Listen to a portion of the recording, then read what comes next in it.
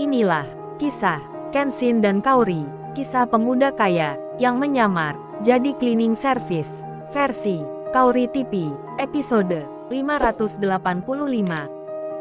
Kenshin yang berdiri, yang baru mendengar cerita dari Shika, tetangga kosnya Iwan, yang di kampung sebelah ini, tentang permasalahan yang sebenarnya, kalau mantan bos perusahaannya itu telah menjebak dirinya demi tujuan jahatnya. Kenshin yang mengerti, sempat bercanda dengan Iwan, dan Shika dalam hatinya masih mengira Kenshin adalah pemuda biasa yang dulu kos di kampung sebelahnya, tak akan bisa berbuat banyak untuk menolong dirinya, karena dia hanya kerja cleaning service seperti Iwan, tak mungkin melawan bos perusahaan yang dia orang kaya, yang bernama Pak Wawan. Shika pun hanya bisa cerita, menjawab pertanyaan Kenshin, meski lubuk hatinya masih takut sekali. Rumahnya akan disita, kedua orang tuanya dilaporkan polisi pula. Di dalam kebimbangan dan ketakutan itu, Kenshin yang berdiri, tiba-tiba bertanya lagi pada Shika yang ada di belakangnya. "Oh ya Mbak, nama perusahaan tempat kerja Mbaknya sebelumnya apa ya?" "Maksudnya perusahaan orang itu?" Shika menjawabnya. "Oh itu Mas, PT Bintang Kargo Utama." Kenshin pun langsung bilang, "Oh jadi bergerak di bidang usaha pengiriman kontainer." Kenshin pun melanjutkan bicara, "Kalau gitu Mbaknya tenang dulu. Saya akan berusaha mencari jalan keluarnya."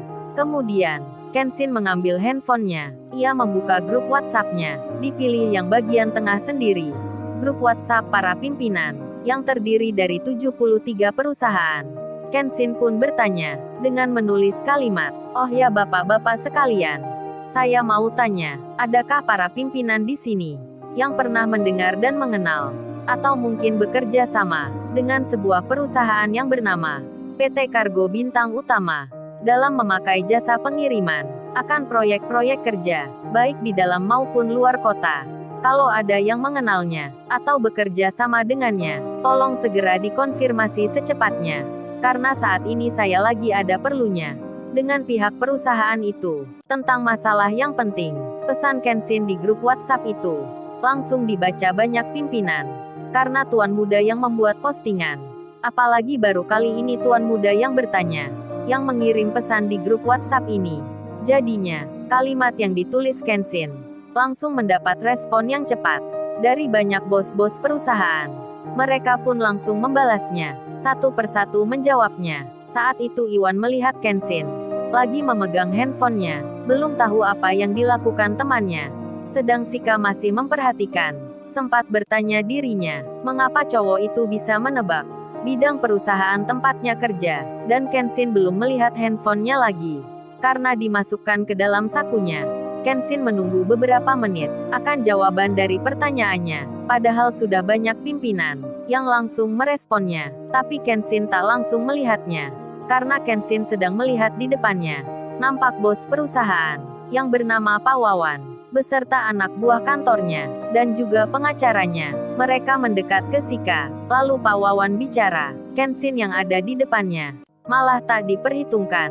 Kenshin tak dianggap penting, dilewati begitu saja. Pak Wawan itu bilang, "Hei kamu Shika, ini kamu baca surat pengadilan tentang rumahmu yang jadi jaminan, dan sudah menjadi milik perusahaan."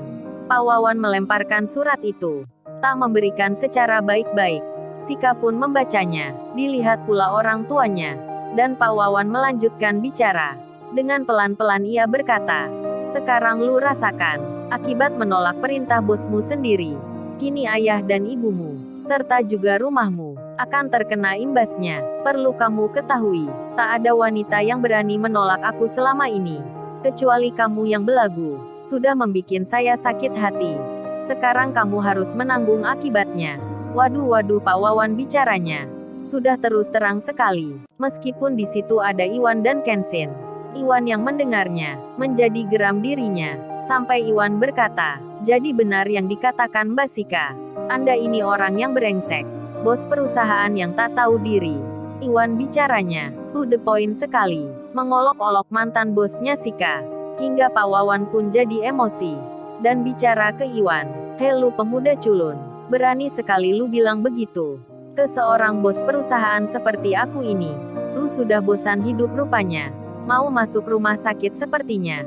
Awas kamu sebentar lagi. Aku akan jadikan pesakitan. Pak Wawan pun memberi perintah pada orang-orang suruhannya, agar memberi pelajaran pada pemuda di depannya, yang mengolok-olok dirinya. Hei kalian nanti setelah ini, jangan biarkan pemuda miskin ini bisa tenang sampai malam. Kalian harus menghajarnya. Anak buahnya pun menjawabnya, baik bos, jangan khawatir. Kami akan melaksanakan tugas nanti. Yang baju merah tak akan lolos. Rupanya Iwan berbaju merah, mengenakan celana biru. Iwan pun diancam akan dikeroyok setelah ini. Dan Iwan menjawabnya, saya tak takut sama sekali. Lihat saja siapa nanti yang merugi. Iwan dengan percaya diri, masih berani melawan Pak Wawan, bos perusahaan yang punya banyak anak buah. Kemudian pengacaranya pun bilang, oh ya, semua penghuni rumah ini harus keluar segera. Kalau tidak meninggalkan rumah ini, yang sudah jadi milik perusahaan, bapak-bapak dan ibunya, kami anggap menghalangi proses eksekusi. Dan bisa dikenakan pidana pula. Cepat tinggalkan tempat ini, sebelum waktu sore hari. Pengacaranya Pak Wawan pun tega sekali. Ikut-ikut mengusir juga. Sika pun belum menjawabnya, karena lagi tertekan dirinya. Begitu pula dengan kedua orang tuanya, yang tak bisa melawan orang kaya. Para warga dan Pak RT pun sama. Belum juga berani ikut campur, karena memang takut akan ancaman. Di saat itu, Kenshin melihat handphonenya, dibuka grup WhatsApp-nya yang tadi, yang ia menulis di situ. Kenshin melihatnya, ada banyak sekali jawaban dari para bos perusahaan di sini. Kenshin membaca salah satunya, tertulis di situ, Tuan muda, saya mengenal perusahaan itu, mengenal pula pimpinannya, dan sudah bekerja sama lama dalam memakai jasa pengirimannya. Kenshin pun melihat juga, ada pula yang bertanya, saya juga bekerja sama Tuan muda. Setiap hari kita pakai jasa ekspedisinya. Mengenal pula pegawai kantornya. Memangnya ada apa Tuan muda? Rupanya, tak hanya 1-2 perusahaan yang bekerja sama, melainkan dilihat oleh Kenshin. Ada jawaban yang lebih dari 30 perusahaan besar ayahnya, yang mengatakan hal yang sama. Menggunakan jasa perusahaan. Dari PT Kargo Bintang Utama, pimpinan Pak Wawan, mantan bosnya Sika, yang sekarang ada di depannya. Kenshin belum menjawab pertanyaan di grup WhatsApp itu. Dan Kenshin pun bilang, pada Pak Wawan dan pengacaranya, yang mengancam keluarga Sika itu. Dari belakang Kenshin berkata, oh ya Anda semuanya, terutama bos perusahaan Basika, yang bersikeras ingin mengambil rumah ini, dan mempermasalahkan Basika dan orang tuanya. Perlu kalian ketahui, jika hal itu dilakukan hari ini, di waktu ini juga, saya akan membuat perusahaan yang Bapak punya itu akan menjadi lumpuh seketika, bahkan menjadi bangkrut besoknya. Dan juga Anda pun saya pastikan tak bisa mencari proyek lagi untuk menjalankan operasi perusahaan. Sekalian juga semua pengacara di sini yang telah membela orang yang bersalah, kalian juga saya permasalahkan secara hukum. Saya tadi merekam pembicaraan itu dan sudah saya kirimkan pada pihak yang berwenang.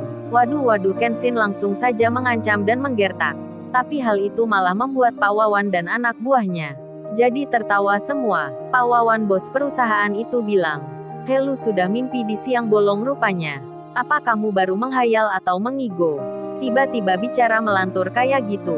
Kalau masih ngantuk lanjutkan saja tidurnya. Dasar pemuda yang gila. Sama seperti temanmu ini. Lu tadi yang juga ngaku mengenal jenderal segala.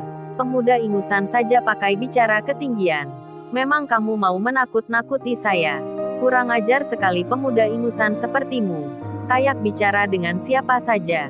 Nanti lu juga harus dihajar pula." Pak Wawan pun memerintahkan lagi pada anak buahnya yang di situ, agar nanti juga memberi pelajaran pada pemuda tak jelas di belakangnya. Sika dan orang tuanya pun melihat Kenshin, mendengar pula yang dibicarakan Kenshin. Tapi tentu Sika merasa tak percaya. Pemuda yang cleaning service itu bisa mengatakan hal begitu, bisa membuat perusahaan Pak Wawan lumpuh, bahkan akan membuatnya bangkrut. Hal itu dianggap Sika sebatas ucapan biasa, hanya menakut-nakuti belaka. Kenshin yang diremehkan banyak orangnya Pak Wawan. Kenshin pun membuka WhatsApp-nya, ditekan grup yang 73 perusahaan. Kenshin mengirim pesan, bicara secara langsung. Semua orang melihatnya, dan Kenshin berkata, "Oh ya bapak-bapak sekalian, yang tadi sudah menjawab pertanyaan saya. Ini saya mau bilang, dan harus dikerjakan segera. Mengenai yang sudah kerjasama dengan PT Kargo Bintang Utama. Kerjasama apapun itu, harus segera dihentikan sejak saya bicara saat ini. Baik yang akan dilakukan, direncanakan, di jalan, maupun sedang dalam perjalanan. Semuanya harus berhenti, karena pimpinan perusahaan itu, dan juga staf-staf kantornya, bersikap tak baik dengan saya, dan sudah melakukan kejahatan ke orang lain. Ini perintah saya secara langsung. Semua orang di sekitar Kenshin, baik Pak Wawan bos perusahaan yang dimaksud, serta anak buahnya, dan juga pengacaranya, mendengar apa yang diucapkan Kenshin. Sika pun demikian. Melihat Kenshin juga, cowok yang diragukannya, mengucapkan hal yang tak dimengertinya. Sementara itu, menjadi heboh grup WhatsApp tersebut. Karena mendengar Tuan Muda berkata, baru kali ini memerintah. Detik-detik berita besar pun datang. Semua orang dibuat tercengang. Lalu, bagaimana kisah selanjutnya? Subscribe channel ini untuk episode berikutnya. Terima kasih.